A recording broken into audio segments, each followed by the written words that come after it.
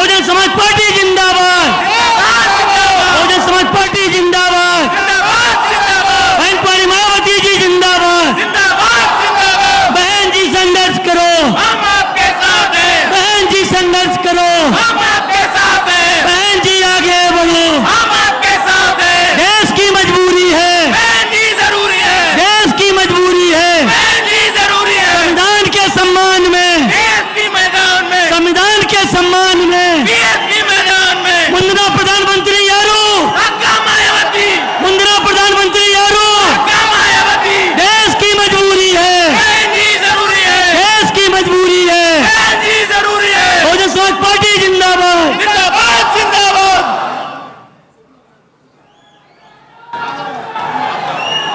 आराम करो।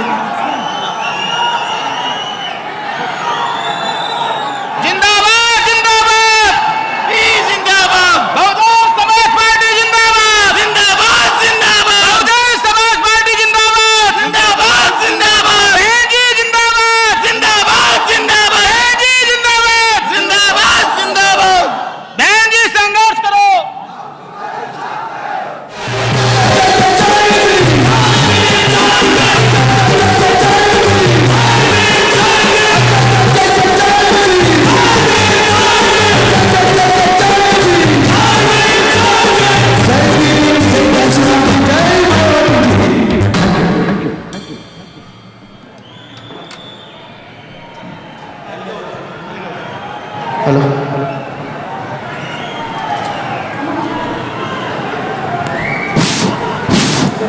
ಇಂದಿನ ಮುಖ್ಯ ಅತಿಥಿಗಳನ್ನು ಸ್ವಾಗತ ಮಾಡಲಿದ್ದಾರೆ ನಮ್ಮ ಪಕ್ಷದ ರಾಜ್ಯಾಧ್ಯಕ್ಷರಾದಂಥ ಮಾನ್ಯ ಎಂ ಕೃಷ್ಣಮೂರ್ತಿ ಅವರು. ದಯವಿಟ್ಟು ಬನ್ನಿ.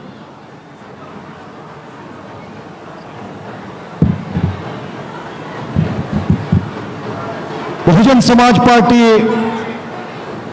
ರಾಜ್ಯ ಘಟಕದ 2023ರ ರಾಜ್ಯ ವಿಧಾನಸಭಾ ಚುನಾವಣೆಯ ಈ ಬಹಿರಂಗ ಪ್ರಚಾರ ಸಭೆಗೆ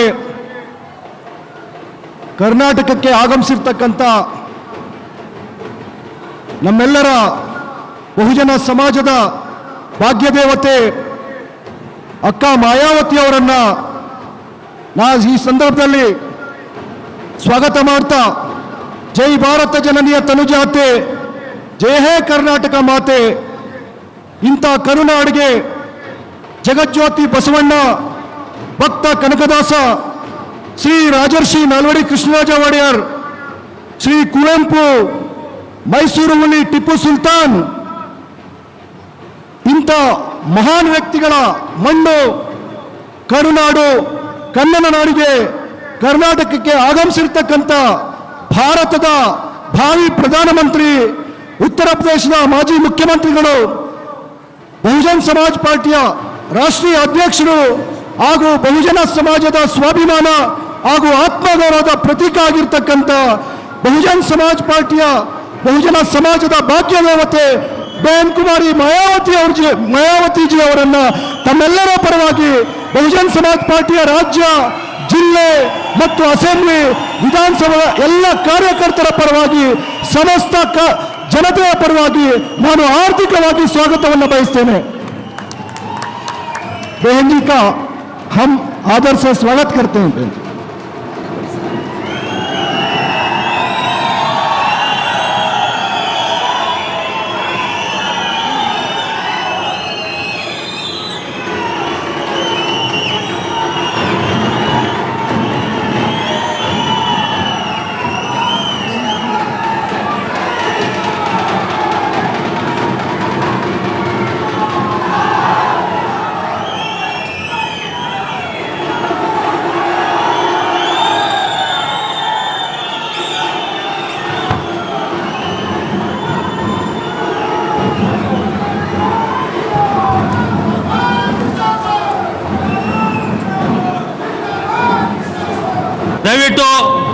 ದಯವಿಟ್ಟು ಆ ತಮಟೆ ವಾದ್ಯನ ನಿಲ್ಲಿಸಬೇಕು. ದಯವಿಟ್ಟು ಈಗ ನಮ್ಮ ರಾಷ್ಟ್ರೀಯ ಅಧ್ಯಕ್ಷರು ಅಲ್ಲಿ ದಯವಿಟ್ಟು ಕಾರ್ಯಕರ್ತರು ಅವ್ರನ್ನ ದಯವಿಟ್ಟು ನಿಲ್ಲಿಸಬೇಕು.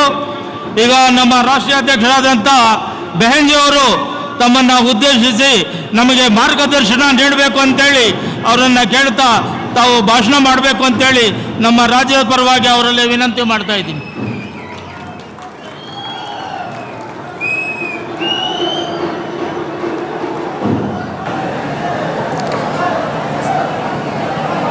बीएसपी की चुनावी जनसभा में इकट्ठा हुए बीएसपी के सभी छोटे बड़े पदाधिकारी, कार्यकर्ता एवं बीएसपी से चुनाव लड़ रहे हमारे यहाँ मौजूद प्रत्याशीगण, आज आप लोग यहाँ अपने कर्नाटक स्टेट में विधानसभा के लिए हो रहे आम चुनाव में चुनाव आचार संहिता के नियमों का पालन करते हुए अपनी पार्टी के उम्मीदवारों के समर्थन में मुझे सुनने के लिए यहाँ इकट्ठा हुए हैं, तो उसके लिए मैं आप सभी लोगों का हार्दिक दिल से आभार प्रकट करती हूँ। और अब मैं सबसे पहले अपनी पार्टी के संबंध में ये कहना चाहूँगी कि हमारी पार्टी ये चुनाव आपके कर्नाटक स्टेट की अधिकांश विधानसभा की सीटों पर अकेले अपने बलबूते पर ही पूरी तैयारी व दमदारी के साथ ये चुनाव लड़ रही है। अर्थात हमारी पार्टी ने इस चुनाव में यहाँ किसी भी पार्टी के साथ किसी भी प्रकार का कोई भी चुनावी समझौता आदि नहीं किया है। इतना ही नहीं बल्कि हमने बीएसपी से जुड़ने की तादाद को ध्यान में रखकर ही फिर उसी अनुपात में ही यहाँ सर्व समाज के लोगों को टिकट भी दिए हैं। लेकिन अब मैं इस चुनाव में आप लोगों का ध्यान अपनी पार्टी बीएसपी को कामयाब बनाने के लिए कुछ जरूरी बातों की तरफ दिलाना चाहती हूँ। और इस संबंध में मैं आप लोगों को ये कहना चाहती हूँ कि अपने देश को आज़ाद हुए वे भारतीय संविधान को भी लागू हुए अब यहाँ बरसों बीत चुके हैं, और इस लंबी अवधि में केंद्र में आपके कर्नाटक स्टेट में भी यहाँ विभिन्न विरोधी पार्टियों की सरकारें रही हैं। लेकिन दुख की बात यह है कि इस लंबी अवधि में भी यहाँ सभी विरोधी पार्टियों की रही सरकारों में वे आपके प्रदेश सहित पूरे देश में भी सर्व समाज में से विशेषकर दलितों, आदिवासियों, पिछड़े वर्गों, मुस्लिम व अन्य धार्मिक अल्पसंख्यकों के साथ साथ गरीबों, मजदूरों, किसानों, व्यापारियों एवं अन्य मेहनतकश लोगों का भी सही से विकास व उत्थान आदि नहीं हो सका है। जिनकी सरकारों की नीतियों व कार्यशैली को अभी इन्हें और ज़्यादा आजमाने की ज़रूरत नहीं है। और इस संदर्भ में मैं खासकर यहाँ दलितों, आदिवासियों व अन्य पिछड़े वर्गों के लोगों को ये भी बताना जरूरी समझती हूँ कि इन्हें परम पूज्य बाबा साहब डॉक्टर भीमराव अंबेडकर के कड़े संघर्ष व अथक प्रयासों से भारतीय संविधान के तहत मिले कानूनी अधिकारों में से विशेषकर सरकारी नौकरियों में जो आरक्षण की सुविधा मिली है, तो उसे भी यहाँ शुरू से ही इन वर्गों के प्रति हीन व जातिवादी मानसिकता रखने वाली सभी विरोधी पार्टियों की सरकारें प्रभावहीन बनाने में तथा इसे अब धीरे धीरे खत्म करने की भी पूरी कोशिश में लगी हुई है। यही मुख्य वजह है कि देश में आज़ादी के बाद केंद्र व राज्यों में भी काफ़ी लंबे समय तक सत्ता में आसीन रही खासकर कांग्रेस पार्टी ने, और अब केंद्र व अधिकांश राज्यों में भी बीजेपी व अन्य विरोधी पार्टियों की रही सरकारों ने इनका आरक्षण का कोटा अभी तक भी पूरा नहीं किया है। पदोन्नति में आरक्षण को तो इन्होंने मान्य कोर्ट की आड़ में काफ़ी हद तक खत्म कर दिया है, और इस मामले में लगभग यही खराब स्थिति हमें यहाँ आपके कर्नाटक स्टेट में भी देखने के लिए मिल रही है।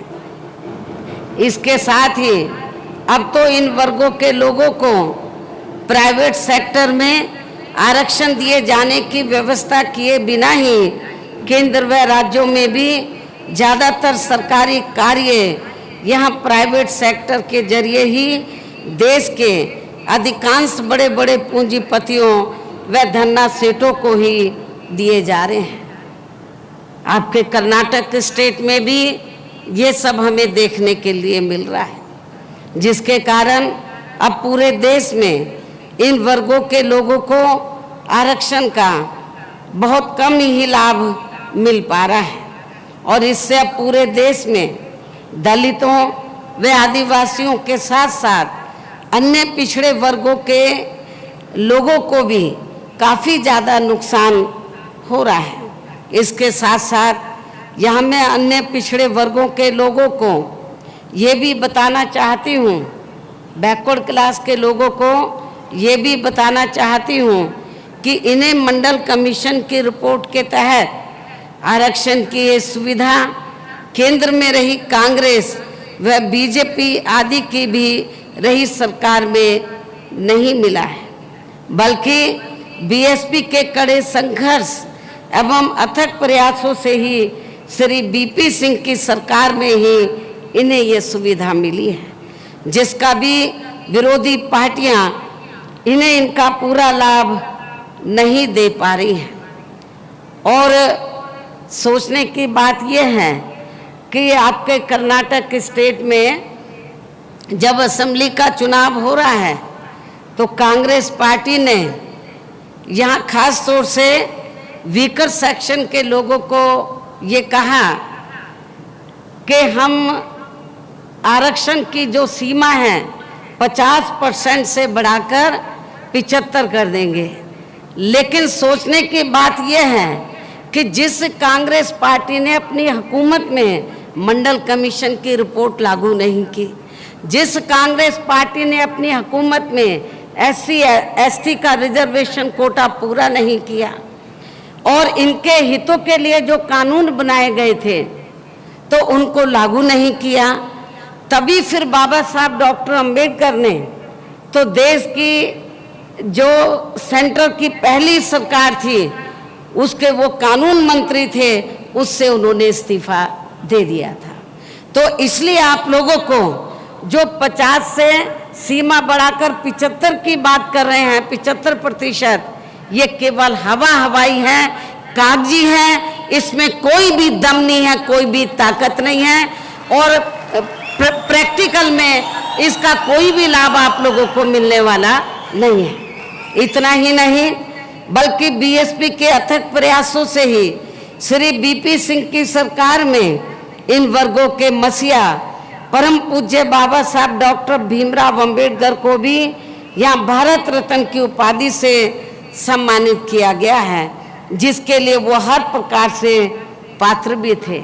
जब सेंटर में कांग्रेस पावर में थी तो हमारे समाज के लोग खास तौर से बाबा साहब के अनुयायी तो कांग्रेस से बराबर ये मांग करते रहे बाबा साहब को भारत रत्न की उपाधि से सम्मानित किया जाए, लेकिन कांग्रेस ने बाबा साहब डॉक्टर भीमराव अंबेडकर को भारत रत्न की उपाधि से सम्मानित नहीं किया। लेकिन जब सत्ता परिवर्तन हुआ, श्री बीपी सिंह की सरकार बनी सेंटर में और पहली बार हमारे कुछ एमपी जीत कर आए, उसमें मैं भी मेंबर पार्लियामेंट बनी थी, तो उस समय श्री बीपी सिंह ने ये कहा था तो कि हम ये चाहते हैं माननीय श्री कांशीराम जी को कि आपकी पार्टी सरकार में शामिल हो जाए, और हम चाहते हैं कि मायावती को जो भी चाहे हम मंत्रालय सेंटर में देने के लिए तैयार हैं। लेकिन हमने श्री बीपी सिंह को ये कहा कि हमें मंत्रालय नहीं चाहिए, हमारी दो ही मांगे हैं। जो बैकवर्ड क्लास की मंडल कमीशन की रिपोर्ट जो कांग्रेस की हुकूमत के समय में आ गई थी वो पेंडिंग में पड़ी है, उसको लागू कर दो। कांग्रेस पार्टी ने अपने लंबे अरसे के शासनकाल में तो बाबा साहब को भारत रत्न की उपाधि से सम्मानित नहीं किया है, उनको सम्मानित कर दो। हमें इसके सिवाय ना कोई बड़ी कुर्सी चाहिए, हमें केवल बाबा साहब का सम्मान चाहिए, और पिछड़ों को जो मंडल कमीशन की रिपोर्ट है वो लागू होनी चाहिए।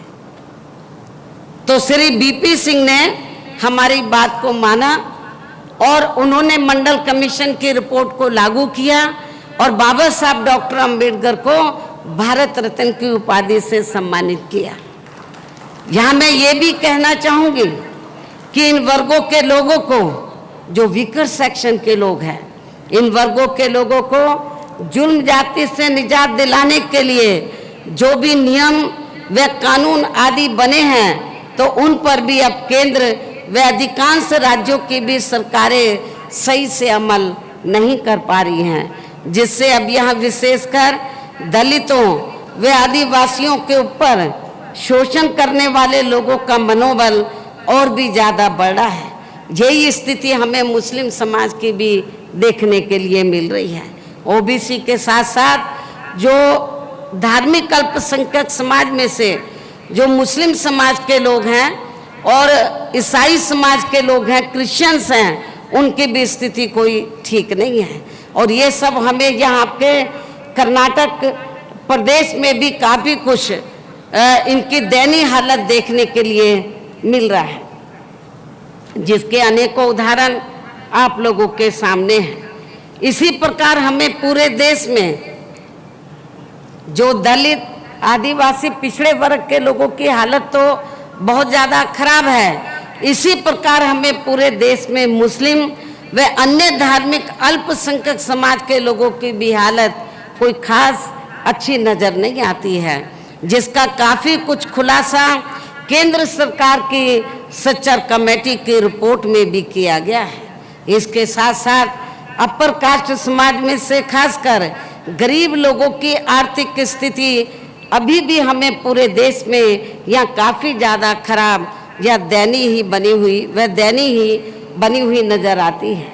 इनके अलावा आपके प्रदेश सहित पूरे देश में सर्व समाज में से विशेषकर यहाँ गरीब, मजदूर, किसान, कर्मचारी, व्यापारी एवं अन्य मेहनतकश लोग भी अपनी विभिन्न समस्याओं को लेकर अभी भी हमें काफ़ी ज़्यादा दुखी ही नज़र आते हैं। और इनमें से किसान वर्ग तो केंद्र की वर्तमान भाजपा सरकार द्वारा बनाई गई गलत नीतियों के कारण काफ़ी ज़्यादा परेशान व आंदोलित भी रहा है।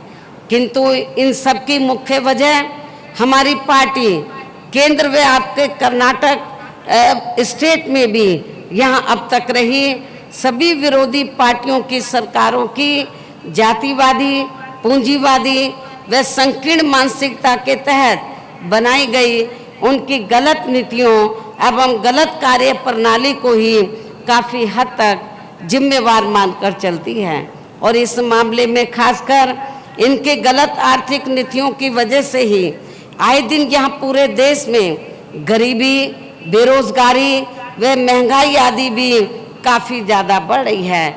जबकि इस मामले में शुरू से ही हमारी पार्टी केंद्र व राज्यों की सरकारों से भी हर स्तर पर ऐसी नीति अपनाने की लगातार ये मांग करती आ रही है कि देश में कुछ गिने चुने पूंजीपतियों व धन्ना सेठों का विकास होने की बजाय बल्कि यहाँ गरीब व आम लोगों का ही विकास होना चाहिए।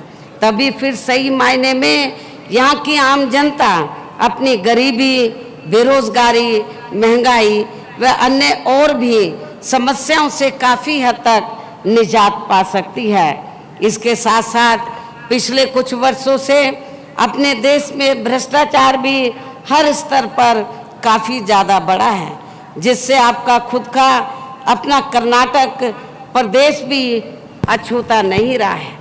किंतु इन सब का मुख्य कारण हमारी पार्टी आज़ादी के बाद से लेकर अभी तक केंद्र व देश के अधिकांश राज्यों में तथा आपके खुद के अपने कर्नाटक प्रदेश में भी ज़्यादातर सत्ता यहाँ गलत पार्टियों में से खासकर कांग्रेस, बीजेपी व इनकी सहयोगी पार्टियों के हाथों में ही आने को मानकर चलती है।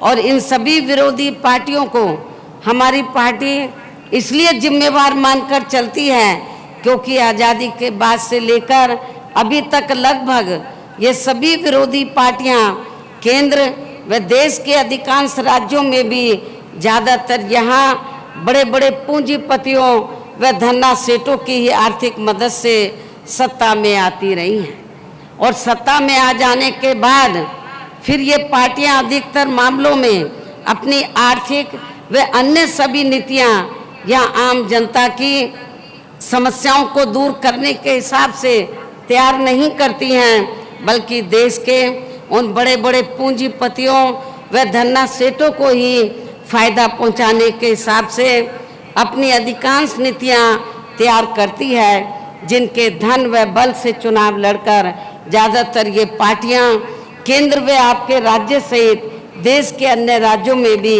अभी तक यह सत्ता में आती रही हैं, जिसके कारण ही अब पूरे देश में व आपके खुद के अपने प्रदेश में भी अभी भी हमें यहाँ सर्व समाज के लोग अधिकांश मामलों में अपनी विभिन्न समस्याओं को लेकर काफ़ी ज़्यादा दुखी व परेशान ही नज़र आते हैं, जबकि पूरे देश में बीएसपी ही अकेली एक ऐसी पार्टी है जो विरोधी पार्टियों की तरह देश के बड़े बड़े पूंजीपतियों व धन्ना सेठों की आर्थिक मदद से नहीं बल्कि अपनी पार्टी के ही आम कार्यकर्ताओं की आर्थिक मदद से चुनाव लड़कर यहाँ केंद्र व राज्यों की सत्ता में आना चाहती है, ताकि हमारी पार्टी सत्ता में आने के बाद फिर बिना किसी दबाव के व आज़ाद होकर सर्व समाज के लोगों की व खासकर वीकर सेक्शन के लोगों की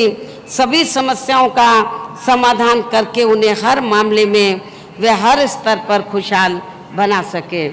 और इसी आधार पर चलकर ही आबादी के हिसाब से देश के सबसे बड़े प्रदेश अर्थात उत्तर प्रदेश में 4 बार हमारी पार्टी ने अपने नेतृत्व में यहाँ सरकार भी बनाई है। और आपको मैं ये बताना चाहती हूँ, बहुत से विरोधी पार्टी के लोग बीएसपी के बारे में ये कहते हैं कि बीएसपी अब बहुत कमज़ोर होगी है, सिमट गई है उत्तर प्रदेश में। ऐसा नहीं है। मैं आपको बताना चाहती हूँ, आप चुनाव का रिकॉर्ड उठाकर देखो कि जब तक पूरे देश में और यूपी में भी चुनाव बैलेट पेपर से होता रहा तो हमेशा पार्लियामेंट में भी और असेंबली में भी बीएसपी का ग्राफ बढ़ा है, वोट का प्रतिशत बढ़ा है, सीटें बढ़ी हैं, सरकार भी बनी है 4 बार। लेकिन जब से ये ईवीएम के जरिए चुनाव होना शुरू हुआ है सन 2007 में, तो केंद्र में आपको मालूम है जब यूपी में असेंबली का चुनाव हुआ ईवीएम के जरिए, तो सेंटर में तो कांग्रेस ने ये तैयार किया, जो हमें जानकारी मिली है कि हमें स्टेट से कोई लेना देना नहीं, तो हमें तो सेंटर से लेना देना है। तो ईवीएम में धांधली करके तो लगातार वो कई बार सत्ता में सेंटर में बने रहे। लेकिन बीजेपी ने इनकी कमजोरी को पकड़कर तो उन्होंने धांधली करने वालों को पकड़ लिया, वो सेंटर में आ गए। और अब उन्होंने ये फैसला लिया हम सेंटर ही नहीं, हम देश में जो स्टेट हैं उनको भी कैप्चर करेंगे ईवीएम में धांधली के जरिए।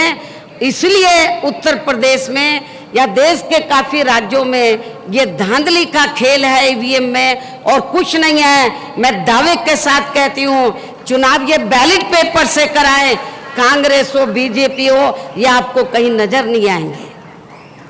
तो इसलिए जब तक ये चुनाव वहां पर बैलेट पेपर से होता रहा, हमारा ग्राफ बढ़ा है। हमारी 4 बार सरकार बनी है, यूपी में नहीं देश के अन्य राज्यों में भी पार्टी की बात आगे बढ़ी है। इसलिए कर्नाटक के लोगों को हताश और निराश नहीं होना चाहिए। आप लोगों को मैं बताना चाहती हूँ, बहुत से ऐसे देश हैं जहाँ पर ईवीएम से इलेक्शन हो रहा था, लेकिन जब धांधली उन्होंने देखी, अब वहाँ पर बैलेट पेपर से हो रहा है। तो आज नहीं तो कल अपने देश में भी ईवीएम का सिस्टम खत्म होगा, बैलेट पेपर से चुनाव होगा, ये मैं आपको बताना चाहती हूँ। यदि आप लोग ठंडे होकर बैठ जाएंगे, मायूस होकर बैठ जाएंगे कि वोट देने का फायदा क्या, जब ईवीएम में धांधली हो रही है तो हमें घर बैठना चाहिए, ऐसा नहीं। कभी भी ये सिस्टम खत्म हो सकता है, जुडिशरी हो सकता है इसमें दखल दे दे, माननीय सुप्रीम कोर्ट दखल दे दे, और हो सकता है कि वो ये चुनाव पूरे देश में बैलेट पेपर से कराए। इसलिए आप लोगों को हताश और निराश नहीं होना है, अपनी पार्टी के जनाधार को बढ़ाना है, मूवमेंट को बढ़ाना है। आज नहीं तो कल ये सिस्टम खत्म होगा, फिर से बैलेट पेपर से आएगा और हमारी पार्टी और ये मूवमेंट जरूर आगे बढ़ेगी। और हमने ये भी मैं आपको बताना चाहती हूँ कि जब तक चुनाव बैलेट पेपर से होता रहा, यूपी में हमारी पार्टी का ग्राफ बढ़ा। 4 बार हमें सरकार बनाने का मौका मिला और हमने अपनी सभी चारों रही सरकारों में अपनी पार्टी की विचारधारा एवं सिद्धांतों के तहत चलकर, वैसे तो वहाँ सर्व समाज के हितों का पूरा ध्यान रखा है, लेकिन सभी मामलों में प्राथमिकता पहले हमने वहाँ सर्व समाज में से विशेषकर उन दलितों, आदिवासियों, पिछड़े वर्गों, मुस्लिम व अन्य धार्मिक अल्पसंख्यक समाज के लोगों को तथा गरीब एवं असहाय लोगों को ही दिया है, जिनकी वहाँ हर मामले में व हर स्तर पर सभी विरोधी पार्टियों की रही सरकारों में उनकी हीन, जातिवादी, संकीर्ण व पूंजीवादी सोच होने के कारण काफ़ी ज़्यादा उपेक्षा की गई है। इसके साथ साथ हमने उत्तर प्रदेश में गरीब एवं बेरोजगार लोगों को दूसरी सरकारों की तरह मामूली सा बेरोजगारी भत्ता न देकर उन्हें बड़ी तादाद में सरकारी व गैर सरकारी क्षेत्रों में स्थायी रोजगार भी उपलब्ध कराए हैं। साथ ही गरीब भूमिहीन लोगों को खेती करने के लिए उन्हें फ्री सरकारी जमीन भी दी है, जिससे वहाँ लाखों लोगों को फायदा पहुँचा है। इसके अलावा हमारी पार्टी की रही सरकार ने वहाँ विभिन्न क्षेत्रों में लगे लोगों के साथ साथ छात्रों, युवाओं, महिलाओं व बुजुर्गों आदि के हितों में भी अनेकों महत्वपूर्ण व ऐतिहासिक कार्य किए हैं, जिनसे उन्हें काफ़ी ज़्यादा लाभ पहुंचा है। इसके साथ साथ हमने उत्तर प्रदेश में सर्व समाज के लोगों के ऊपर किसी भी प्रकार की कोई जुर्म जाति आदि नहीं होने दिया है, बल्कि हमारी रही सरकार ने वहाँ जुर्म जाति करने वाले लोगों को तो बिना बुलडोजर चलाए हुए या बिना मार धाड़ के, तो बिना कोई देरी किए हुए उन्हें तुरंत ही जेल के सलाखों के अंदर भेजा है, जहां मेरी सरकार में उनकी सही व असली जगह होती है। जो अभी इस समय यूपी में चल रहा है, ऐसा नहीं, मारधाड़ नहीं, कानून का वहाँ पे नंगा नाच हो रहा है, ऐसा नहीं, बल्कि कानून की अहमियत वहाँ की जनता को हमने समझाई, बताई और कानून के तहत हमने सर्व समाज के लोगों को वहाँ पर न्याय दिया, जिसकी यहाँ आपके प्रदेश में भी काफ़ी, यानी कि कर्नाटक स्टेट में भी काफ़ी सख्त ज़रूरत है।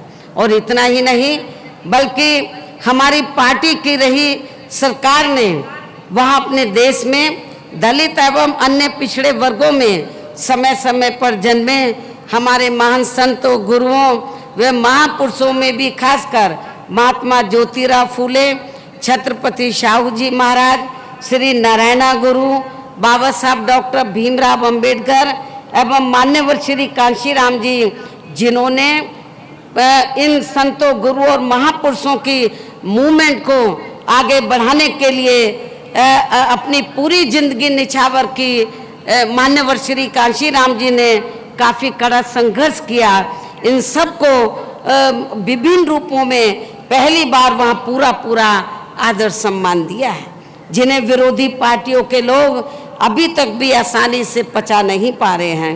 इस प्रकार से उत्तर प्रदेश में हमारी पार्टी ने अपने सभी चारों रहे शासनकाल के दौरान वहाँ हर मामले में व हर स्तर पर सर्व समाज के लोगों को काफ़ी बेहतरीन सरकार दी है।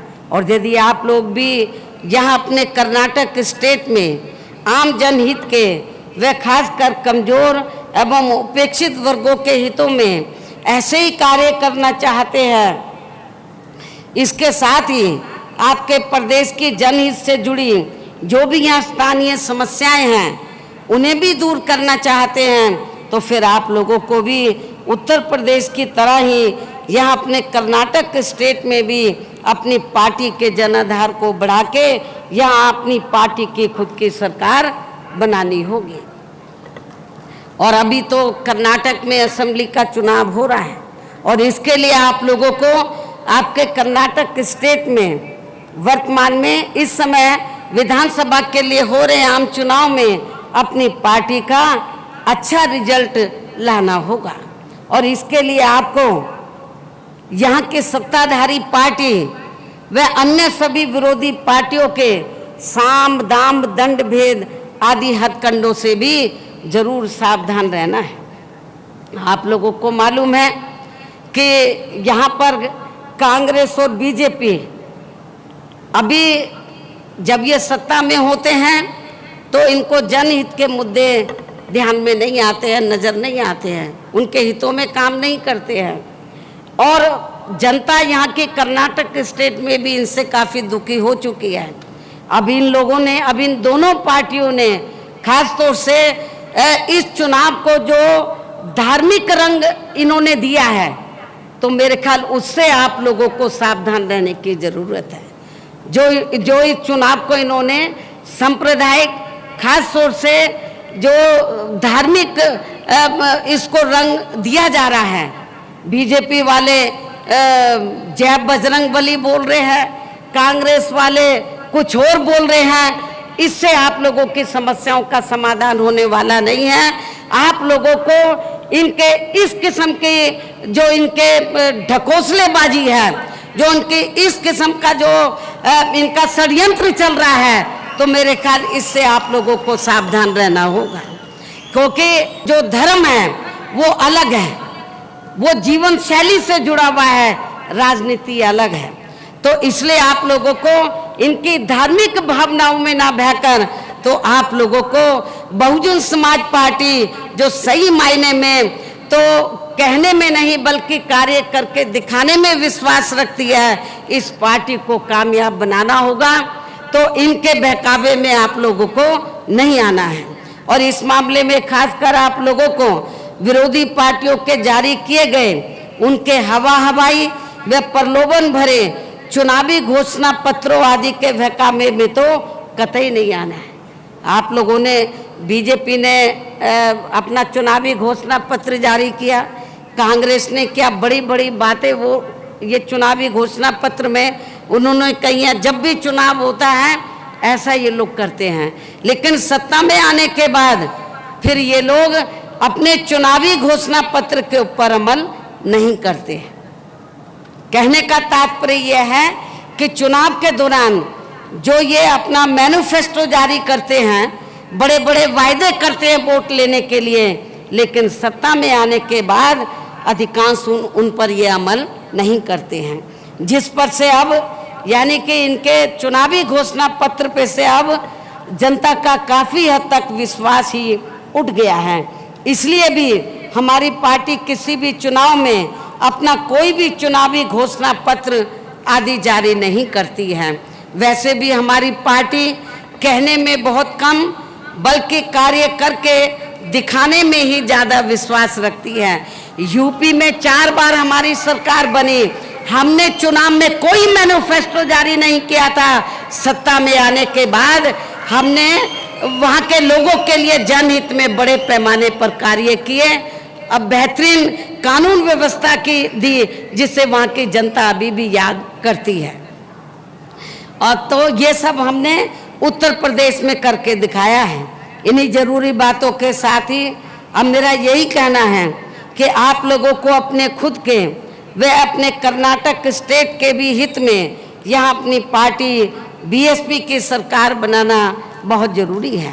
तभी फिर यहाँ आपके कर्नाटक स्टेट में, आपके प्रदेश में, स्टेट में परम पूज्य बाबा साहब डॉक्टर भीमराव अंबेडकर एवं मान्यवर श्री कांशीराम जी आदि का सही सपना साकार हो सकता है, जिन्होंने कदम कदम पर अनेकों कष्ट झेलकर अपनी पूरी जिंदगी या खासकर कमजोर एवं उपेक्षित वर्ग के लोगों को अपने पैरों पर खड़ा करने के लिए समर्पित की है, जिसे भी खास ध्यान में रखकर अब आप लोगों को यहाँ अपने स्टेट में विधानसभा का आम चुनाव लड़े हैं।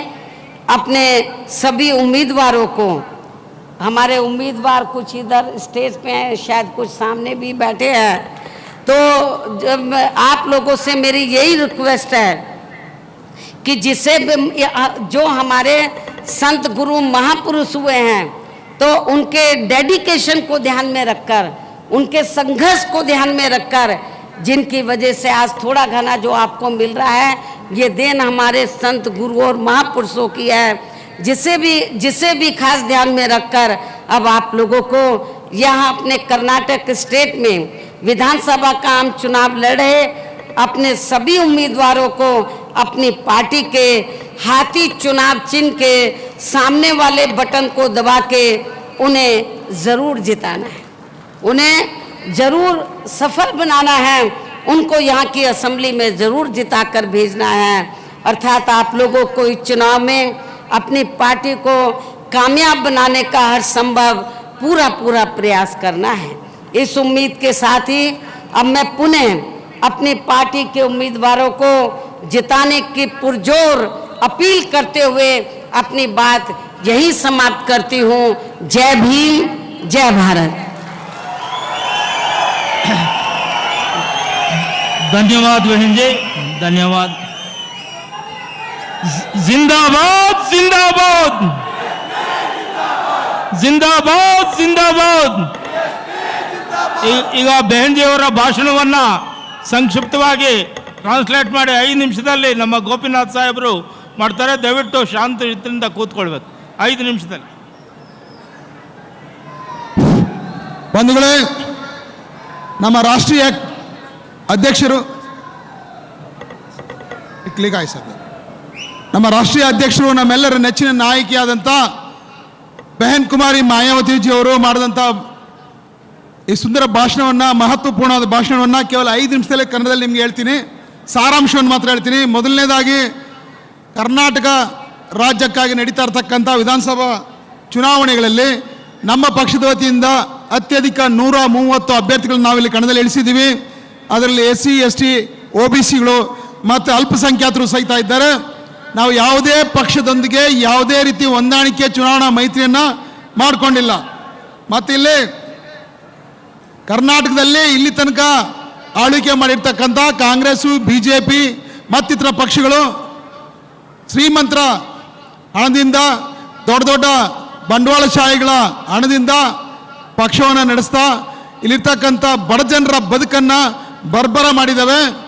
ಅದಕ್ಕೆ ನಾವು ತಕ್ಕ ಪಾಠವನ್ನು ಕಲಿಸಬೇಕಾಗಿದೆ. ಇಲ್ಲಿ ಕಾಂಗ್ರೆಸ್ ಪಕ್ಷ ಹೇಳ್ಕೊಳ್ಳುತ್ತೆ, ನಮ್ಮ ಕಾಲದಲ್ಲಿ ನಾವು ಮೀಸಲಾತಿಯನ್ನು ಜಾರಿ ಮಾಡಿದ್ವಿ ಅಂತೇಳಿ. ಬಾಬಾ ಸಾಹೇಬ್ ಅಂಬೇಡ್ಕರ್ ಬರೆದ ಸಂವಿಧಾನ ಸ್ವತಂತ್ರ ಭಾರತ ದೇಶ ಸ್ವತಂತ್ರಗೊಂಡ ಮೇಲೆ 1950ರಲ್ಲಿ ಜನವರಿ 26ನೇ ತಾರೀಕು ಜಾರಿ ಆಯಿತು. ಆ ಸಂವಿಧಾನವನ್ನು ಯಥಾವತ್ತಾಗಿ ಜಾರಿ ಮಾಡಿದರೆ ಇವತ್ತಿಗಾಗಲೇ ನಮ್ಮೆಲ್ಲರ ಬದುಕಿನಲ್ಲಿ ಒಂದು ಬದಲಾವಣೆ ಕಾಣ್ಬೋದಾಗಿತ್ತು. ಭಾಳ ಮುಖ್ಯವಾಗಿ SC ST ಹಿಂದುಳಿದ ಜಾತಿಗಳಲ್ಲಿ ಅಲ್ಪಸಂಖ್ಯಾತರ ಬದುಕಿನಲ್ಲಿ ಬದಲಾವಣೆ ಕಾಣ್ಬೋದಾಗಿತ್ತು. ಆದರೆ ಇಲ್ಲಿ ತನಕ ಆಳಿರ್ತಕ್ಕಂಥ ಎಲ್ಲ ಪಕ್ಷಗಳು ಸಂವಿಧಾನವನ್ನು ಉಲ್ಲಂಘನೆ ಮಾಡಿ, ಸಂವಿಧಾನ ಅಲಕ್ಷಿಸಿ ರಾಜ್ಯಭಾರ ಮಾಡಿರೋದ್ರಿಂದಾಗಿ ಕೇವಲ ಶ್ರೀಮಂತರ ಮತ್ತು ಬಂಡವಾಳಶಾಹಿಗಳಿಗೆ ಅನುಕೂಲ ಆಗ್ತಕ್ಕಂಥ ನೀತಿ ನಿಯಮಗಳನ್ನ ತಂದಿರೋದ್ರಿಂದಾಗಿ ಇವತ್ತಿಗೂ ಸಹಿತ ಬಹುಸಂಖ್ಯಾತರಾದ SC ST OBC ಮತ್ತು ಧಾರ್ಮಿಕ ಅಲ್ಪಸಂಖ್ಯಾತರ ಬದುಕು ಇವತ್ತಿಗೂ ಸಹಿತ ಅತ್ಯಂತ ಶೋಚನೀಯ ಸ್ಥಿತಿಯಲ್ಲಿದೆ. ನಾವಿಲ್ಲಿ ಕಾಂಗ್ರೆಸ್ ಪಾರ್ಟಿ ಬಹಳ ಮುಖ್ಯವಾಗಿ ಮೀಸಲಾತಿಯನ್ನು ಜಾರಿ ಮಾಡಿದ್ವಿ ಅಂತ ಹೇಳ್ತದೆ. ಆದರೆ ಮಂಡಲ್ ಆಯೋಗ ಜಾರಿ ಮಾಡಿದಂಥ ಮಂಡಲ ಆಯೋಗ ನೀಡಿದಂಥ ವರದಿ ಪ್ರಕಾರ ಮೀಸಲಾತಿಯನ್ನು ಜಾರಿ ಮಾಡೋದ್ರಲ್ಲಿ ಕಾಂಗ್ರೆಸ್ ಪಕ್ಷ ಯಾವತ್ತೂ ಸಹಿತ ಆಸಕ್ತಿ ವಹಿಸಲಿಲ್ಲ. ನಂತರ VP ಸಿಂಗ್ ಸರ್ಕಾರ ಇದನ್ನು ಜಾರಿ ಮಾಡ್ತು ಅಂತ ಹೇಳ್ತಾರೆ. ಬಾಬಾ ಸಾಹೇಬ್ ಅಂಬೇಡ್ಕರ್ಗೆ ಭಾರತ ರತ್ನ ಕೊಟ್ಟಿದ್ದೀವಿ ಅಂತಲೂ ಹೇಳ್ತಾರೆ. ಇದು ಅವರು ಹೇಳ್ತಕ್ಕಂಥ ಅತಿ ದೊಡ್ಡ ಸುಳ್ಳು.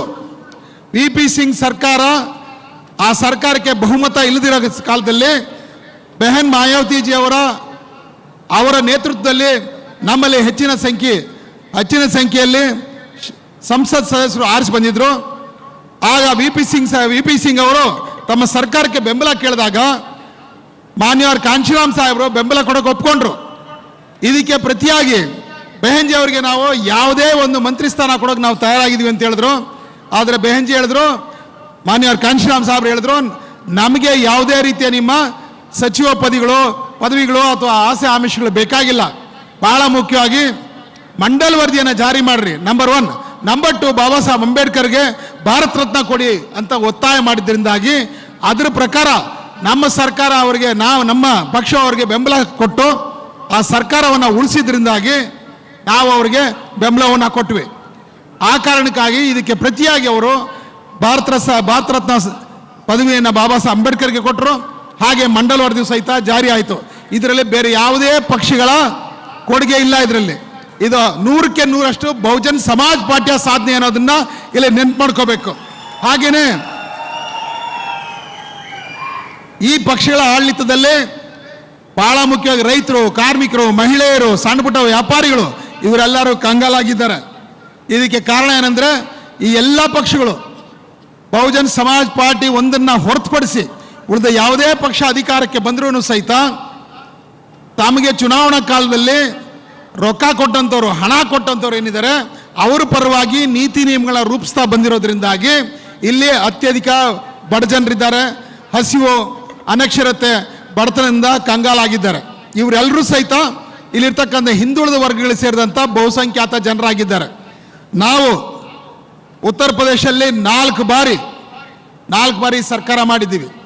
4 ಬಾರಿ ಸರ್ಕಾರ ಮಾಡಿದಾಗ ಯಾವುದೇ ಚುನಾವಣೆಗೆ ನಾವು ಯಾವ ಒಬ್ಬ ಶ್ರೀಮಂತರಿಂದ ಅಥವಾ ದೊಡ್ಡ ದೊಡ್ಡ ಬಂಡವಾಳಶಾಹಿಗಳಿಂದ ದುಡ್ಡು ತಗೊಂಡಿದ್ದೇ ಇಲ್ಲ. ಅದೇನಿದ್ರು ಬಡ ಜನರ ಕಾಣಿಕೆಯಿಂದಾಗಿ, ಅದೇ ರೀತಿ ನಮ್ಮ ಕಾರ್ಯಕರ್ತರು ಕೊಟ್ಟಿರ್ತಕ್ಕಂಥ ಸದಸ್ಯತ್ವದ ಹಣದಿಂದಾಗಿ ನಾವು ಆ ಹಣವನ್ನು ಪಡೆದು ನಾವು ಚುನಾವಣೆಗಳು ನಡೆಸಿದ್ದೀವಿ. ಆ ಕಾರಣದಿಂದಾಗಿ ನಾವು ಅಧಿಕಾರಕ್ಕೆ ಬಂದಾಗ ಈ ಬಡ ಜನರ ಪರವಾಗಿ ನೀತಿ ನಿಯಮಗಳನ್ನ ರೂಪಿಸಿದ್ದೀವಿ. ನಮ್ಮ ಕಾಲದಲ್ಲಿ ಯಾವುದೇ ದೊಡ್ಡ ದೊಡ್ಡ ಬಂಡವಾಳಶಾಹಿಗಳಿಗಾಗಲಿ, ದೊಡ್ಡ ದೊಡ್ಡ ಧನಶೇಟ್ಗಳಾಗಲಿ, ಸೇಟ್ಗಳಿಗಾಗಲಿ ನಮ್ಮ ಸರ್ಕಾರದಿಂದ ಹೆಚ್ಚಿನ ಏನು ಕೆಟ್ಟ ನೀತಿಗಳನ್ನ ನಾವು ರೂಪಿಸಿಲ್ಲ. ಈ ದೇಶದಲ್ಲಿ ಶ್ರೀಮಂತರಿಗೆ ಎಷ್ಟು ಅವಕಾಶಗಳಿದೆಯೋ ಅಷ್ಟೇ ಅವಕಾಶ ಬಡವರಿಗೂ ಇರಬೇಕು. ನಾವು ಕಾಂಗ್ರೆಸ್ BJP ಅವ್ರಿಗೆ ಹೇಳ್ತಾ ಇದ್ದೀವಿ, ನಿಮ್ಮ ನೀತಿ ನಿಯಮಗಳು ಕೇವಲ ಶ್ರೀಮಂತರಿಗೆ ಅಷ್ಟೇ ಅನುಕೂಲವಾಗಿರಬೇಕಾಗಿಲ್ಲ, ಬರೀ ಸಾಹುಕಾರರಿಗೆ ಮಾತ್ರ ಅನುಕೂಲವಾಗಿರಬೇಕಾಗಲ್ಲ, ಬರೀ ದುಡ್ಡಿರೋರ್ಗೆ ಮಾತ್ರ ನೀವು ನೀತಿ ನಿಯಮಗಳನ್ನ ರೂಪಿಸಬೇಡಿ. ಅದೇ ಪ್ರಮಾಣದಲ್ಲಿ ಇಲ್ಲಿರ್ತಕ್ಕಂಥ ಬಡ ಜನರಿಗೂ ಸಹಿತ ನಿಮ್ಮ ನೀತಿ ನಿಯಮಗಳಿಂದಾಗಿ ಅನುಕೂಲ ಆಗಬೇಕು ಅಂತ ಹೇಳಿದ್ವಿ. ಆದರೆ ಅವರು ಸಂವಿಧಾನಕ್ಕೆ ವಿರುದ್ಧವಾಗಿ ಬಡ ಜನರನ್ನ ಅಲಕ್ಷಿಸಿ ಕೇವಲ ಶ್ರೀಮಂತರನ್ನು ಮಾತ್ರ, ಉನ್ನತ ವರ್ಗದವ್ರನ್ನ ಮಾತ್ರ ಬೆಳೆಸಿದ್ರಿಂದಾಗಿ ಭಾರತ ದೇಶದಲ್ಲಿ ಬಡತನ ಜಾಸ್ತಿ ಆಗಿದೆ. ಹಾಗೆ ಭ್ರಷ್ಟಾಚಾರನೂ ಸಹಿತ ಜಾಸ್ತಿ ಆಗಿದೆ. ಭ್ರಷ್ಟಾಚಾರಕ್ಕೆ ಕಡಿವಾಣ ಹಾಕಬೇಕು, ಬಡತನವನ್ನು ನಿಗ್ರಹಿಸಬೇಕಂತ ಹೇಳಿದ್ರೆ ಚುನಾವಣಾ ಕಾಲದಲ್ಲಿ ನಾವು ನಮ್ಮ ಓಟ್ಗಳನ್ನ ಮಾರ್ಕೊಳ್ಳದೆ ಬಹುಜನ್ ಸಮಾಜ್ ಪಾರ್ಟಿಯ ಆನೆ ಗುರುತಿಗೆ ನೀವು ಓಟ್ ಹಾಕಿದ್ರೆ ಮಾತ್ರ ಪ್ರಾಮಾಣಿಕವಾದ ಬಡ ಜನರ ಪರವಾದ, ರೈತ ಕಾರ್ಮಿಕರ ಪರವಾದ ಸರ್ಕಾರವನ್ನು ನಾವು ತರಲಿಕ್ಕೆ ಸಾಧ್ಯ ಆಗುತ್ತದೆ. ಮತ್ತೆ ಇಲ್ಲಿ ಬಹಳ ಜನ ಅನ್ಕೋತಾರೆ ಬಹುಜನ್ ಸಮಾಜ್ ಪಾರ್ಟಿಯ ಪ್ರಭಾವ ಕಡಿಮೆ ಆಗೋಯ್ತು, UPನಲ್ಲೇ ಅವರು ಕಡಿಮೆ ಆಗೋಯ್ತು, ಇನ್ಮೇಲೆ ಪಾರ್ಟಿ ಬರೋದಿಲ್ಲ ಅಂತ ಹತಾಶೆಯ ಮಾತುಗಳು ಹೇಳ್ತಾರೆ. ನಾನು ನಿಮಗೆ ಹೇಳ್ತಾ ಇದ್ದೀನಿ, ಇಲ್ಲಿ ಈ ಹತಾಶೆಯ ಮತ್ತು ನಿರಾಶೆಯ ಮಾತುಗಳನ್ನ ಬಿಟ್ಬಿಡ್ರಿ. ಎಲ್ಲಿ ತನಕ ಇಲ್ಲಿ ಬ್ಯಾಲೆಟ್ ಪೇಪರ್ನಲ್ಲಿ ಚುನಾವಣೆ ನಡೀತಾ ಇತ್ತು ಅಲ್ಲಿ ತನಕ ನಮ್ಮ ಪಕ್ಷ ದೊಡ್ಡ ಪ್ರಮಾಣದಲ್ಲಿ ಬೆಳೀತು, 4 ಬಾರಿ ಸರ್ಕಾರ ಮಾಡ್ತು.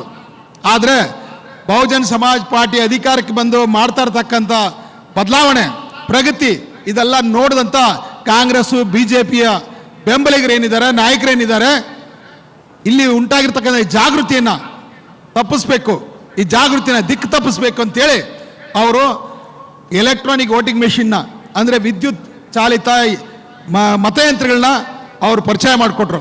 ಆವತ್ತಿಂದ ಇಲ್ಲಿ ಹಂತ ಹಂತವಾಗಿ ಆ ಪಕ್ಷಗಳಲ್ಲಿ ಎಲ್ಲ ಕಡೆನೂ ಹರಡ್ತಾ ಬಂದಿವೆ. 2014ರಲ್ಲಿ ಮೊದಲನೇ ಬಾರಿಗೆ ಕಾಂಗ್ರೆಸ್ ಸೋತಾಗ ನಾವೇನು ತಿಳ್ಕೊಂಡಿದ್ವಿ, ಇದು ಭ್ರಷ್ಟಾಚಾರ ಜಾಸ್ತಿ ಆಗಿ ಅದರಿಂದ ಸೋತಿದೆ ಅಂತ. ಹಂಗಲ್ಲ, ಅದು ಅಲ್ಲಾಗಿದ್ದು ಅಲ್ಲಿ ಇ ವಿ ಎಮ್ ಅಂದರೆ ವಿದ್ಯುತ್ ಚಾಲಿತ ಮತಯಂತ್ರಗಳು. ಆ ವಿದ್ಯುತ್ ಮತಯಂತ್ರಗಳಿಂದಾಗಿ ಅವರು ಓಟ್ಗಳನ್ನ ಉಲ್ಟಾ ಪಲ್ಟಾ ಮಾಡಾಕ್ಬಿಟ್ರು. ಹಾಗಾಗಿ ಎಷ್ಟೋ ಕಡೆ ನಾವು ಹೆಚ್ಚಿರೋ ಕಡೆ ನಮ್ಮ ಜನರು ಹೆಚ್ಚಿರೋ ಕಡೆನೂ ಸಹಿತ ನಮ್ಮ ಓಟ್ಗಳು ಬರ್ದಂಗೆ ಆಗೋಯ್ತು. ದೇಶದ ಪ್ರಪಂಚದ ಅನೇಕ ದೇಶಗಳಲ್ಲಿ ಇವತ್ತು ಅಷ್ಟೇ ಬ್ಯಾಲೆಟ್ ಪೇಪರಲ್ಲಿ ವೋಟಿಂಗ್ ಆಗ್ತಾ ಇದೆ. ಅದಕ್ಕೆ ನಾವು ಚಾಲೆಂಜ್ ಮಾಡಿ ಹೇಳ್ತಾ ಇದ್ವಿ, ಇದೇ ರೀತಿ ಮತ್ತೊಮ್ಮೆ ನೀವು ಬ್ಯಾಲೆಟ್ ಪೇಪರ್ ತಂದ್ರಿ, ಬಹುಜನ್ ಸಮಾಜ್ ಪಾರ್ಟಿ ಮತ್ತೆ ಮೆಜಾರಿಟಿಯಲ್ಲಿ ಆರಿಸಿ ಬರುತ್ತೆ, ಮತ್ತೆ ಸರ್ಕಾರ ಹಿಡಿತದೆ.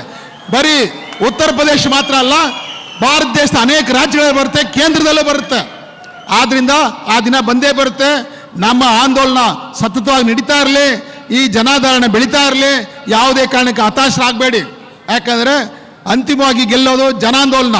ನಮ್ಮಲ್ಲಿ ಜಾಗೃತಿ ಮೂಡ್ತಾ ಈ ಮತಯಂತ್ರಗಳನ್ನ ಬಹಿಷ್ಕರಿಸ್ತಕ್ಕಂಥ ಒಂದು ಕಾಲ ಬಂದೇ ಬರುತ್ತೆ. ಆ ನಿಟ್ಟಿನಲ್ಲಿ ನಾವೆಲ್ಲ ಕೆಲಸ ಮಾಡೋಣ. ಆ ನಿಟ್ಟಿನಲ್ಲಿ ಹೆಚ್ಚು ನಮ್ಮ ಪ್ರಯತ್ನ ಮುಂದುವರಿತಾ ಇರಲಿ. ಇಲ್ಲಿ ಯಾವುದೇ ಕಾರಣಕ್ಕೆ ಅಂಜದೆ, ಕುಗ್ಗದೆ, ಕೊರಗದೆ, ಹತಾಶ ಆಗದೆ, ನಿರಾಶರಾಗದೆ ನಾವು ನಮ್ಮ ಚಳುವಳಿಯನ್ನು ಮುನ್ನಡೆಸೋಣ. ಭಾಳ ಮುಖ್ಯವಾಗಿಲ್ಲಿ ಈ ಪಕ್ಷಗಳು ಅಧಿಕಾರಕ್ಕೆ ಬಂದ ಮೇಲೆ ಇಲ್ಲಿ ಕರ್ನಾಟಕದಲ್ಲಿ ಕಾಂಗ್ರೆಸ್ಸು ಮತ್ತು ಇತರ ಪಕ್ಷಗಳ ಒಂದು ಮೈತ್ರಿಯೊಂದಿಗೆ ಒಂದು ಸರ್ಕಾರ ಬಂದಿತ್ತು 2018ರಲ್ಲಿ. ಅನಂತರ ಮತ್ತೆ BJP ಸರ್ಕಾರ ಬಂದು ಅನೇಕ ರೀತಿಯ ಆಪರೇಷನ್ ಕಮಲ ಎಲ್ಲ ಮಾಡಿ ಇಲ್ಲಿ ಅನೇಕ ಶಾಸಕರನ್ನ ಖರೀದಿ ಮಾಡಿ ಇಲ್ಲಿ ಸರ್ಕಾರ ನಡೆಸ್ತಾ ಇದೆ. ಅದೇ ಪಕ್ಷ ಇವತ್ತು ಕೇಂದ್ರದಲ್ಲೂ ಸಹಿತ ಅಧಿಕಾರ ನಡೆಸ್ತಾ ಇದೆ. ಇವರ ಅಧಿಕಾರ ಅವಧಿಯಲ್ಲಿ ಏನಾಗ್ತಾ ಇದೆ ಅಂತ ಹೇಳಿದ್ರೆ, ನಿರುದ್ಯೋಗ, ಹಾಗೇನೆ ಭ್ರಷ್ಟಾಚಾರ ಮತ್ತೆ ಕೊಲೆ, ಸುಲಿಗೆ, ಇದೆಲ್ಲದ್ರ ಜೊತೆಗೆ ಕೋಮು ಗಲಭೆಗಳು ಹೆಚ್ಚಾಗ್ತಾ ಇದ್ದಾವೆ. ಇವತ್ತು ಸಹಿತ BJP ಮುಂದೆ ಬೇರೆ ಯಾವುದೂ ಅಜೆಂಡಾ ಇಲ್ಲ. ಧಾರ್ಮಿಕ ಭಾವನೆಗಳನ್ನು ಕೆರಳಿಸ್ತಾ, ಕೋಮು ಭಾವನೆಗಳನ್ನ ಕೆರಳಿಸ್ತಾ ಸಮಾಜವನ್ನು ಒಡೆದು ಇವರು ರಾಜಕಾರಣ ಮಾಡ್ತಾ ಇದ್ದಾರೆ. ಕಾಂಗ್ರೆಸ್ ಹೇಳುತ್ತೆ ನಾನು ಜಾತ್ಯತೀತ ರಾಜಕಾರಣ ಮಾಡ್ತೀನಿ ಅಂತೇಳಿ. ಆದರೆ ಕಾಂಗ್ರೆಸ್ಸು ಸಹಿತ ಅವರ ಅಜೆಂಡಾನ ಪೂರ್ಣ ಮಾಡೋದಕ್ಕೆ, ಅವರ ಅಜೆಂಡಾನ ಪೂರೈಸೋದಕ್ಕೆ ಏನು ಬೇಕೋ ಅದೇ ಕಾರ್ಯಕ್ರಮ ಇವರು ಮಾಡ್ತಾ ಇದ್ದಾರೆ.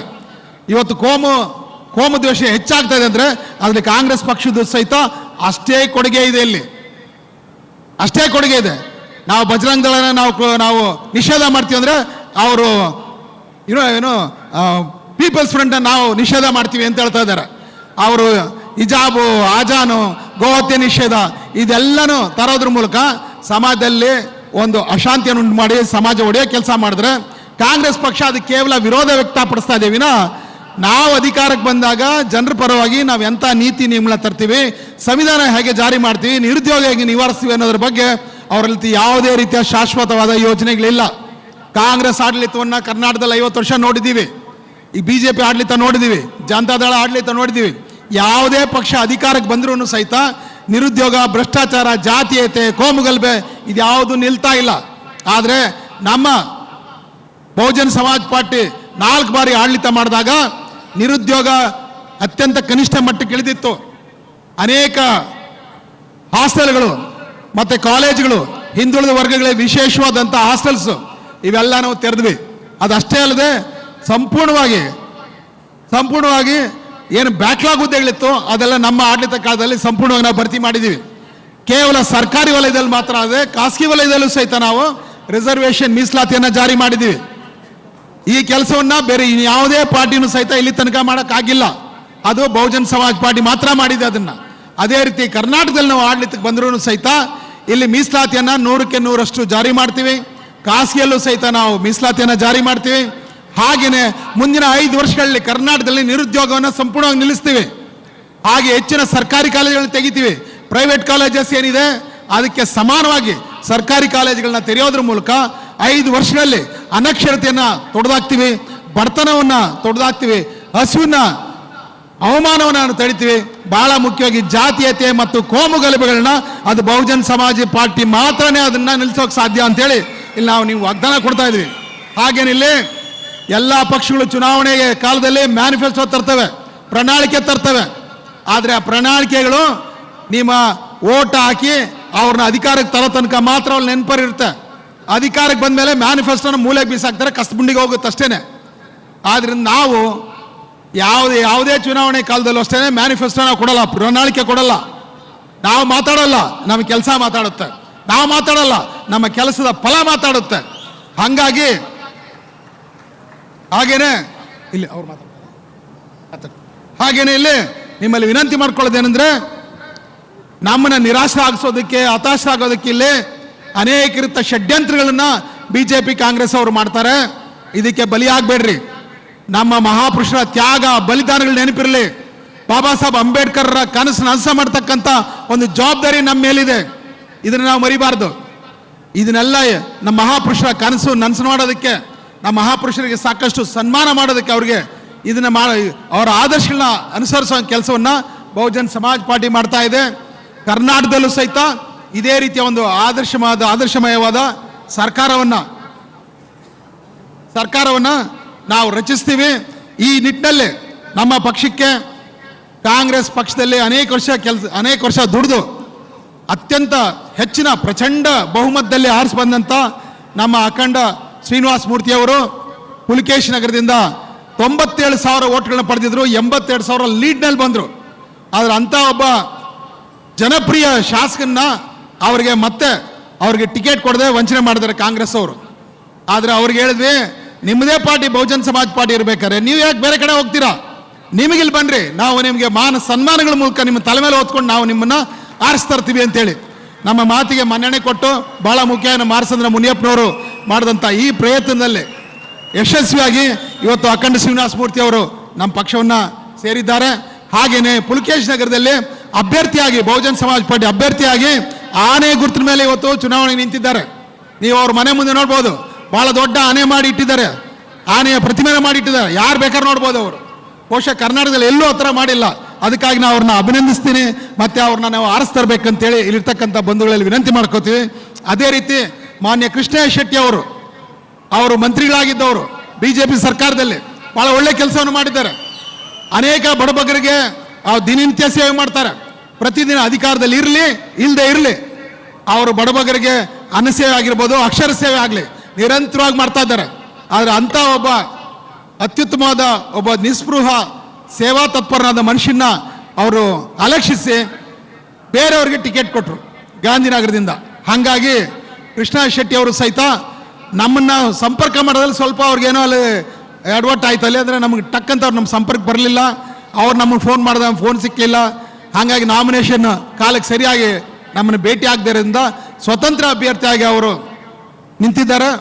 ಆದರೂ ನಮ್ಮನ್ನು ಬಂದು ವಿನಂತಿಸಿಕೊಂಡ್ರು, ನನ್ನನ್ನು ನೀವು ಬಹುಜನ್ ಸಮಾಜ್ ಪಾರ್ಟಿಯ ಬೆಂಬಲಿತ ಅಭ್ಯರ್ಥಿಯನ್ನಾಗಿ ನೀವು ಘೋಷಿಸಬೇಕಂತ. ನಾವು ಯಾವುದೇ ಕಂಡೀಷನ್ ಇಲ್ಲದೆ ಬೇಷರತ್ತಾಗಿ ಅವ್ರನ್ನ ನಮ್ಮ BSP ಬೆಂಬಲಿತ ಅಭ್ಯರ್ಥಿಯನ್ನಾಗಿ ಗಾಂಧಿನಗರ ಕ್ಷೇತ್ರದಿಂದ ಅವ್ರನ್ನ ನಾವು ಆರಿಸ್ತರ್ಬೇಕಂತೇಳಿ ತೀರ್ಮಾನ ಮಾಡ್ಕೊಂಡ್ವಿ. ಇದೇ ಮನವಿನ ನಿಮ್ಮಲ್ಲೂ ನಾವು ಮಾಡ್ಕೋತಾ ಇದ್ದೀವಿ. ದಯವಿಟ್ಟು ತಾವೆಲ್ಲರೂ ಈ ಇಬ್ಬರು ಮಹಾಪುರುಷರನ್ನ, ಜನಪ್ರಿಯ ಶಾಸಕರನ್ನ, ಜನಪ್ರಿಯ ನಾಯಕರನ್ನ ತಮ್ಮ ಕ್ಷೇತ್ರದಿಂದ, ಗಾಂಧಿನಗರ ಮತ್ತು ಪುಲಿಕೇಶ್ ನಗರ ಮೀಸಲು ಕ್ಷೇತ್ರದಿಂದ ಆರಿಸ್ತರ್ಬೇಕಂತ ವಿನಂತಿ ಮಾಡ್ಕೋತಾ ಇದ್ದೀನಿ. ಈ ಬಾರಿ ನಾವು ಅತಿ ಹೆಚ್ಚಿನ ಅಭ್ಯರ್ಥಿಗಳನ್ನ ಇಲ್ಲಿ ಕಣಕ್ಕಿಳಿಸಿದ್ದೀವಿ. ಹಾಗೆಯೇ ಭಾಳ ಮಂದಿ ವೇದಿಕೆ ಮೇಲೆ ಇದ್ದಾರೆ ನೋಡಿ, ಆ ಕಡೆ ಒಂದು 130 ಜನ ಇದ್ದಾರೆ. ಇವರೆಲ್ಲರೂ ನಿಲ್ಲಿಸಿದ್ದೀವಿ. ಕರ್ನಾಟಕದಲ್ಲಿ ಸಂವಿಧಾನಬದ್ಧ ರಾಜ್ಯವನ್ನು ನಿರ್ಮಾಣ ಮಾಡೋದಕ್ಕೆ ಕರ್ನಾಟಕ ರಾಜ್ಯದಲ್ಲಿರ್ತಕ್ಕಂಥ ಬಹುಸಂಖ್ಯಾತರು, SC, ST, OBC ಮತ್ತು ಧಾರ್ಮಿಕ ಅಲ್ಪಸಂಖ್ಯಾತರು ಎಲ್ಲರೂ ಕೂಡಿ ತಮ್ಮ ಕಷ್ಟಗಳನ್ನ ಅರ್ಥವರು, ತಮ್ಮ ಸಮಾಜದಲ್ಲಿ ಹುಟ್ಟಿ ಬೆಳೆದಂಥವ್ರು ಅನೇಕರಿಲ್ಲಿದ್ದಾರೆ. ಇಲ್ಲೇ ಪೌರ ಕಾರ್ಮಿಕರ ಮಕ್ಕಳಿದ್ದಾರೆ, ದಿನಗೂಲಿ ಮಕ್ಕಳಿದ್ದಾರೆ, ಭೂಹೀನ ರೈತರ ಮಕ್ಕಳಿದ್ದಾರೆ, ಹಾಗೇನೆ ಖಾಸಗಿ ಕಂಪ್ನಿಯಲ್ಲಿ ಸಣ್ಣ ಪುಟ್ಟ ಕೆಲಸ ಮಾಡೋರು ಮಕ್ಕಳಿದ್ದಾರೆ. ಅವರೆಲ್ಲರೂ ಪ್ರತಿನಿಧಿಗಳಾಗಿದ್ದಾರೆ. ಅವರಿಗೆ ಹಸಿವು, ಕಷ್ಟ, ಅವಮಾನ ಏನಂತ ಗೊತ್ತಿದೆ. ಅಂಥವ್ರ ಅಧಿಕಾರಕ್ಕೆ ಬಂದರೆ ಮಾತ್ರ ನಿಮ್ಮೆಲ್ಲರ ಕಷ್ಟ ಪರಿಹಾರ ಆಗ್ಲಿಕ್ಕೆ ಸಾಧ್ಯ. ಚೆನ್ನಾಗಿ ಸುಖವಾಗಿ ಬೆಳೆದಿರೋರು, ದೊಡ್ಡ ದೊಡ್ಡ ಶ್ರೀಮಂತರ ಮಕ್ಕಳು, ಅವ್ರಿಗೆ ನಿಮ್ಮ ಕಷ್ಟ ಅರ್ಥ ಆಗೋದಿಲ್ಲ, ಸಂವಿಧಾನ ಬಗ್ಗೆ ಗಾಳಿಗಂಧನೆ ಗೊತ್ತಿರೋದಿಲ್ಲ. ಹಂಗಾಗಿ ಈ ನಮ್ಮ ಬಹುಜನ್ ಸಮಾಜ್ ಪಾರ್ಟಿ ಅಭ್ಯರ್ಥಿಗಳನ್ನ ನೀವು ಗೆಲ್ಲಿಸಬೇಕು. ಚುನಾವಣೆ ದಿನ ಆನೆಯ ಗುರುತಿನ ಮುಂದೆ ಇರ್ತಕ್ಕಂಥ ಬಟನ್ ಮೇಲೆ ನಿಮ್ಮ ಬಲಗೈನ ತೋರ್ಬೆರಳನ್ನ ಒತ್ತಿ ಆನೆ ಗುರುತಿಗೆ ಓಟ್ ಹಾಕ್ಬೇಕಂತೇಳಿ ವಿನಂತಿ ಮಾಡಿಕೊಂಡು ನಾನು ಅಪೀಲ್ ಮಾಡ್ಕೊಂಡು ನನ್ನ ಮಾತನ್ನ ಮುಕ್ತಾಯ ಮಾಡ್ತಾ ಇದ್ದೀನಿ. ಜೈ ಭೀಮ್, ಜೈ ಭಾರತ್.